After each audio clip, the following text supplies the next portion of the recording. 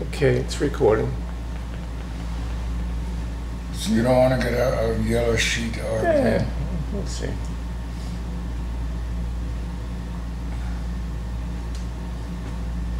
So you ready? Yeah, it's recording. Yeah.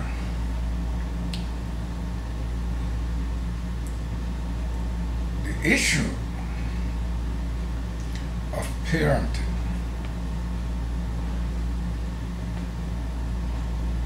Keep talking. human beings, by virtue of our helplessness and our insecurity, we has botched up the greatest disaster, the greatest errors, and the greatest mistakes we as humans make in the modern world, especially in the modern world, is broken parenting. Some of the great psychiatrists of the world has been to primitive cultures and see that they perfected the art of good parenting that they live by.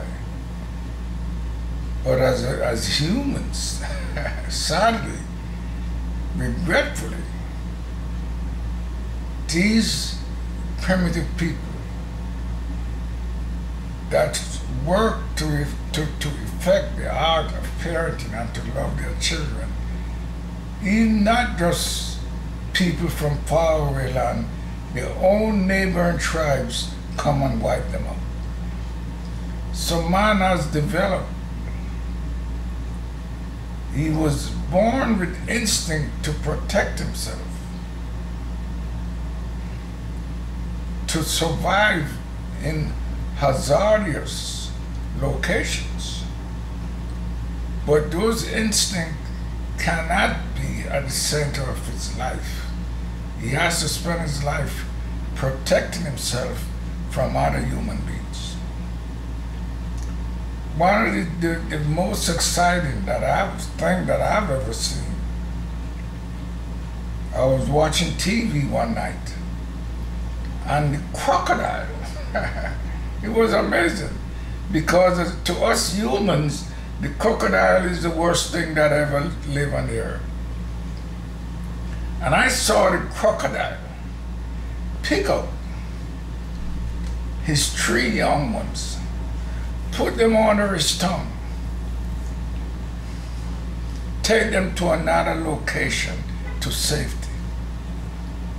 And in the eyes of us humans, this crocodile is the worst thing.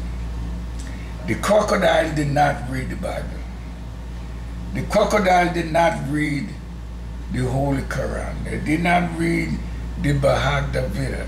The crocodile got that from the God-given instinct that they were born with.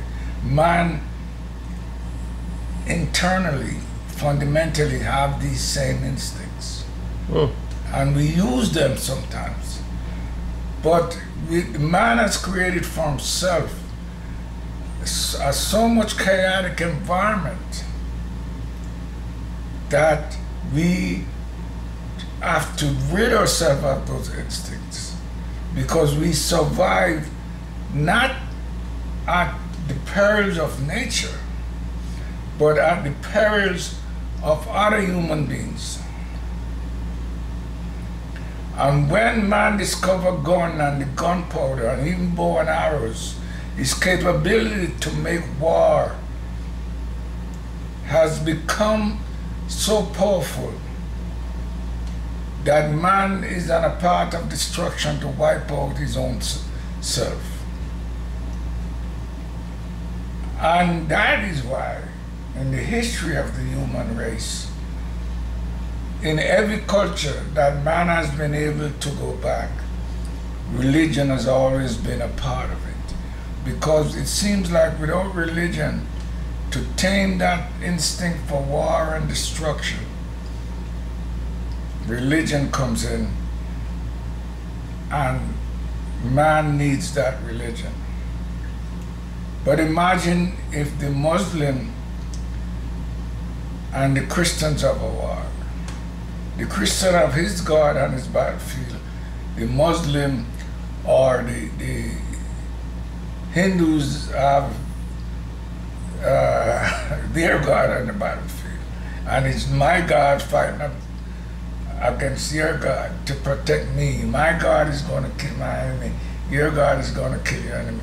And that's the essence of the conflicts and the glory. There's a glory in religion, but there's also the conflict. So let me see if I understand you right. You're saying that basically human beings have a nature to protect their children and take care of their children and to raise them with love. Why aren't they? Why aren't people doing that? There are a few people that do that. Some do it better than some. But man's nature is to protect himself, just like you say, good question. And he'll protect himself against all evils, just like the lion or the bear. Don't go near their young, they will kill you. So the whole of life have that nature. But it's difficult for man to do it because man has, in the story of creation, God gave man the power to rule over everything. God never make a mistake. But I think the story of the flood is God looking down and said, look, man, I give you a half and you take the whole. God gave man the opportunity. When he puts Adam, as the story goes, in the Garden of Eden, God gave Adam choices. If you eat this, if you do this, if you do that. He didn't give that to any other creature. Man has the ability to defy his instinct and to war. And as I said before, the people that try to go by instinct, they call them primitive.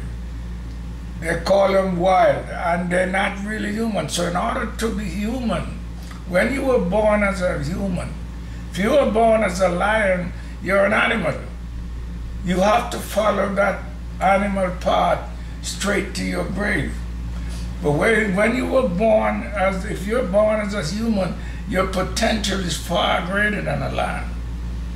I believe if a lion is full, his belly's full, he's gonna sit right there, and 100 bears could be around him, he wouldn't bother them. Now, I've heard people tell their young children, very young children, threaten their young children that if they don't behave, they're going to go to hell. What effect do you think that has on the child? Profound effect. Profound effect. It frightens a child. And even if the Pope says it, I don't care who says it. A 2-year-old cannot understand heaven and hell. And if you tell the child, if you take the cookie or the jar, you're going to go to hell and burn. I tell you something, if the child is really hungry, he's going to take that cookie. Because the instinct for survival is greater than the anticipation of death. But make no mistake about it. When you tell the child you'll go to hell, and the instinct for survival override that fear. That fear does not go away. And that could be the beginning. The instant you tell a child, if you take the cookie out of the jar, you go to hell. That instant, you have started that child on the path to conflict and destruction. 99% of primitive humans have that fear that I'm gonna die. Maybe from that day on, the child knows that he took the cookie and his parents said he's going to hell.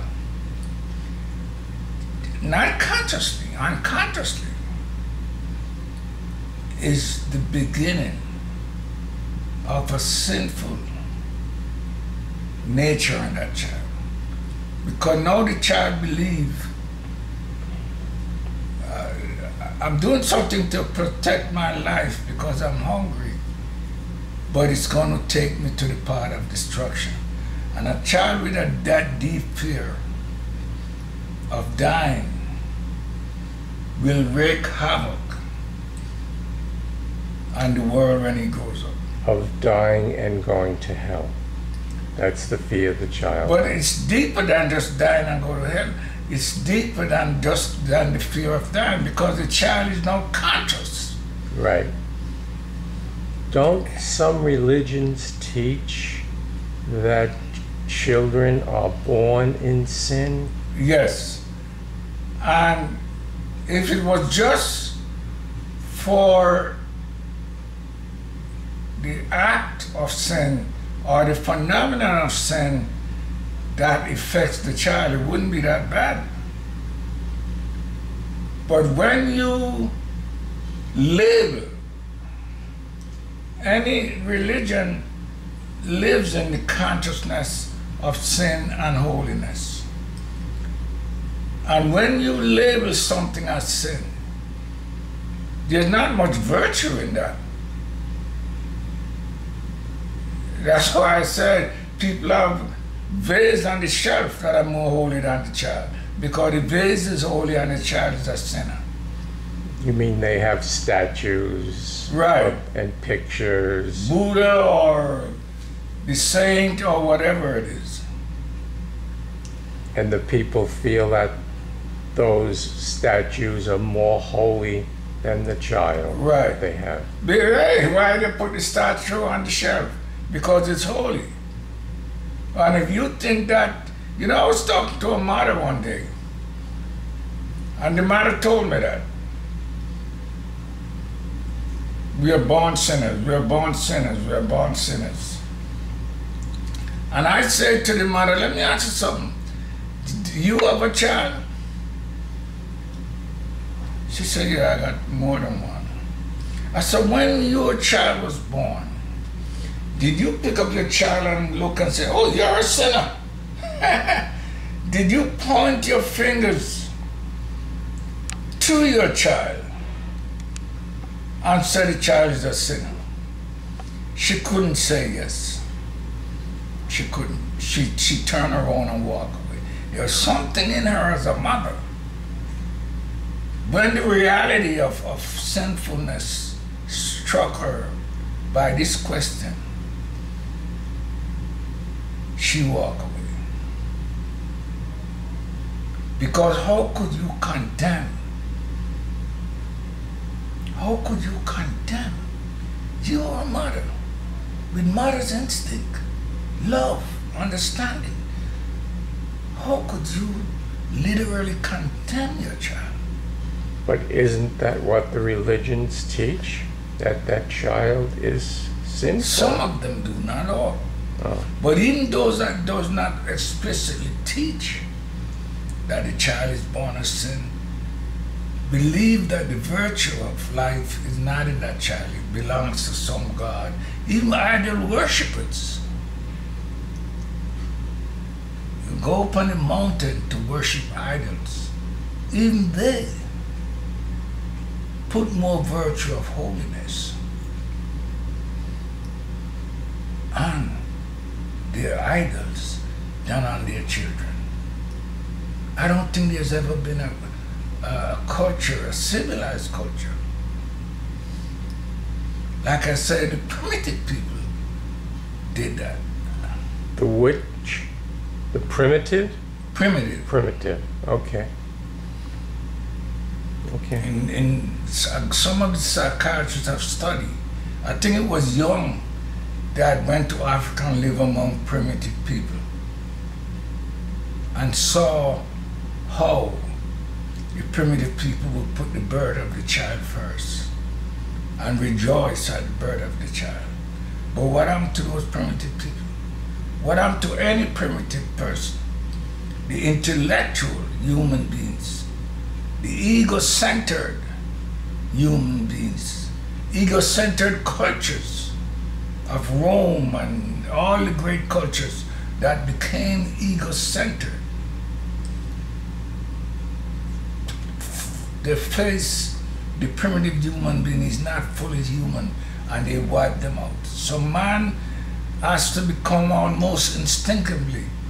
The story of evolution is the story of the evolution of man's instinct. That means his thinking have to change in order to survive. That's part of the evolution. Because they will wipe you out. So if I'm hearing you, you're saying that sometimes religion does harm to children.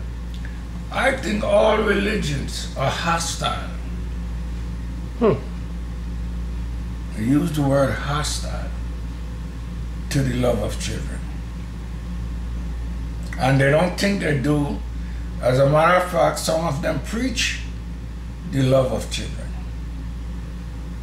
Some of them teach the love of children. There are some that are less hostile to children than some. But if you look deep within a religious culture, some of them sacrifice children. There's not a religious culture that put as its first message the love of children. There's not a religious culture that is centered, the center of the culture is the love of children. Because they have to give that love to God in order for God to protect them. I have a wonderful, not wonderful, I have a good story in my life. I was born a Quaker, a Christian. I could not sing a love song in the front of my mother. She thinks it's a sin to express love in any significant way to another person. There was a song that we used to sing and dance. What am I living for if not for you? Oh, nobody else will do. If I sing that song, and my mother hear me singing it, I would be down on the floor. This was in Jamaica. Yeah. Where did my mother get it from? She didn't invent it. It has to be somewhere in the Christian philosophy where she got it. Because she was a Christian. She studied the Bible, read the Bible every day, and pray. And I think that's why I was abused by her. If she had been taught, if they had teach her that your little Asher is holy, she wouldn't have done it. I think the reason, the motivation, the source behind the unloving treatment that I got is my mother think that that's what I deserve because I'm not holy. She used to beat me and say, you need Jesus, while she was beating me. Wow. And in my opinion, it didn't bring me closer to Jesus till this very day. It took me away from Jesus. I see. It put me in conflict. You see, I have on the wall there. In Jesus' name, I'm trying to reconnect to Jesus, and I can't. Mm-hmm. Mm-hmm. Because deep in my soul there's a message that says I'm corrupt and separate me from Jesus, separate me from God. So part of your subconscious, even though now you're an adult, still believes that what your mother said about God and you being bad is true. It's still there. It's still there. It's still in the back of your mind. I was born with pure angels in my soul. Mm-hmm. Innocent. You know, when I did Kairos in the prison, and part of the main message of Kairos is the first thing you do is ask God for forgiveness of yourself. And it took me a while, about a year in Kairos. I struggled with that. I said, why do I have to ask God for my forgiveness? I haven't done anything. I didn't kill anybody. I barely can't even lie. I think, looking at my childhood, I live a holy childhood. Why did I need to ask God for forgiveness? Until one day it struck me. And maybe it's the Holy Spirit came to me and said, Asher, you hate yourself. You hate Asher. You have self-hate. And all insecure people have self-hate. Because the society teach you to hate yourself. You're a sinner. You're a bad person. You didn't eat at 10 o'clock when they tell you to. You went in the kitchen at 6 o'clock when you were hungry and steal the food. And they label you sinner, bad. And I've been hating myself. So God, forgive me. Here now I find a reason to ask God for forgiveness. God, forgive me for hating this pure, lovely, holy little boy that you brought on this earth. God, forgive me. And there goes my reason to ask forgiveness, because I grew up hating myself. I grew up believing I'm nothing. Believe me that nobody has ever loved me and nobody will ever love me. Self-hate is one of the greatest enemies of mine. Sure, sure. One of the biggest mountains, and I know I had it. Mm-hmm. If somebody raised their voice at me, when I came to this country from Jamaica, I would tremble. Now, I've come across a lot of people who I think still hate themselves. We all have a little, some a lot, some a little. Can you tell me what you've done to sort of work on that, to correct the self-hate that you've had for yourself? I was never, until way, way up in my adulthood, I call it self-hate. Right. Little children that develop self-hate, and you tell them, I tell you, most people, adult or child, if you tell them they hate themselves, they get angry at you. But if you watch them for 20 or 30 minutes, you see them doing things that are symptoms of self-hate. Mm-hmm. Mm-hmm. Somebody like Michael Jackson, if you tell him that he hates himself, he'll be angry with you. But you see Michael Jackson, I look at him at 8 years old and at 30 years old, there's not a shadow of a doubt that he hates himself. Because every day he tries to transform himself. And all the material things that we possess and obsess to get in this world, the root of it is self-hate. Because I can only become important to deserve love if I got a mansion, if I got a big house, a big car, $1 million. And guess what? As simple as it might seem, you got 13 Republicans running to be president. And every one of them, there's some source of not feeling very important. The significance of themselves is not fundamental until if they become the president. So it's in the whole human culture. Now, what have you done to help your own self-hate? Well, I would have to look back at my life. My self-hate became ingrained in part of my human makeup, which is sex and hunger.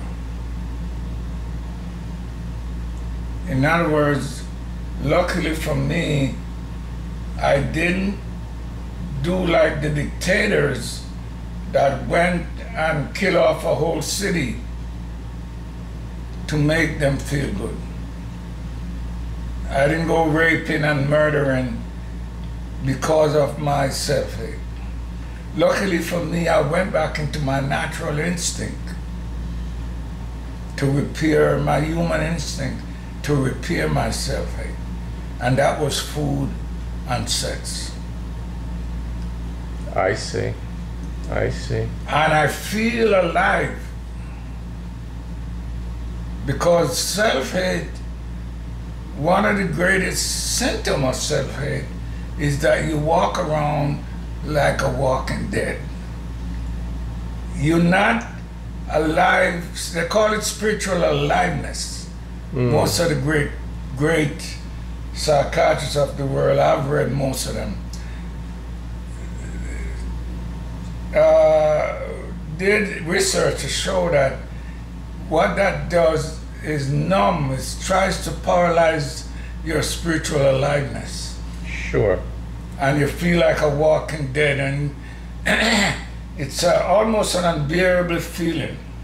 And that's why people use drugs, Well, I'm glad you alcohol, say. food, And to the end, kill themselves.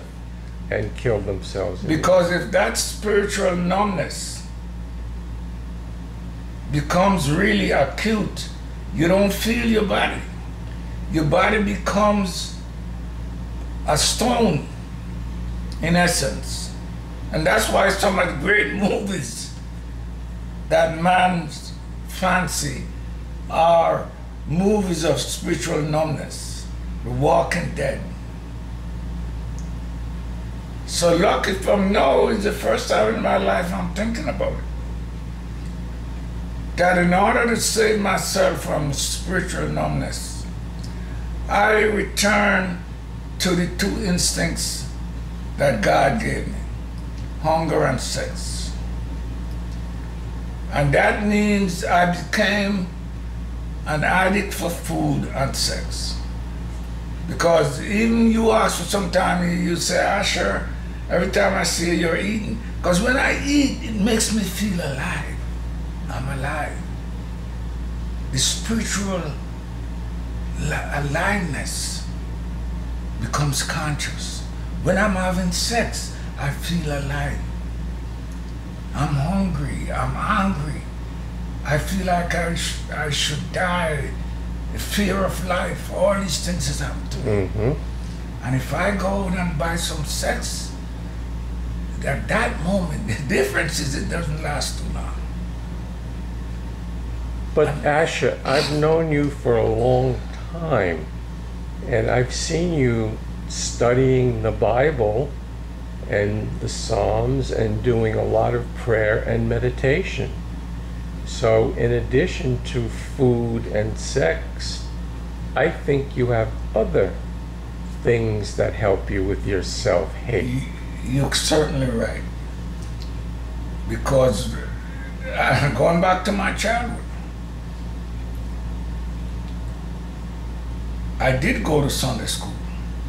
That's why religion becomes the most powerful force in man's life. Because in religion, every religion takes up the part of spiritual aliveness. Every one of them in common. My mother, listen to this. She didn't know her father, and her mother gave her away. That's very traumatic. Very traumatic. So she was a victim. Your mother was. Yeah. I see that. Of spiritual numbness. Mm-hmm. It makes you angry. If you live with spiritual numbness, you're angry. And you might have to go kill 200 people to feel some aliveness. You might have every rapist. I'm saying, God, you help me, I never rape anybody. I would even reject sex from my friend's wife. I reject sex from children. So I think you have to give her credit too. She probably put a little moral integrity in me that I wouldn't do anything. If prostitution is a sin, it's two consented adults, I don't have a moral problem with it. But I did not follow that path of destruction. Thank you for asking the question. I didn't have to rape. Every rapist is battling spiritual numbness. And maybe if you give him the sex willingly, in a loving way, he can't handle it. He has to go and rape. You know, my story is every rapist, every serial murderer, every drug addict, every alcoholic, every dictator that killed off 500,000 people, that is battling spiritual numbness. He was treated as a sinner as a child. There are some religious people that are really kind and loving to their children, but these are individuals. This is why I read the Bible. I study religion. I've written 6 books. And one of the great things that I did was to study religion. Because I wanted to know. I went to Sunday school. I went to, my mother, you have to go to Sunday school. You have to go to church. We were Quakers.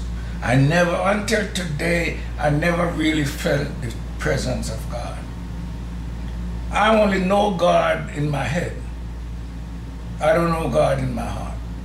Today I'm 74 years old. My heart is still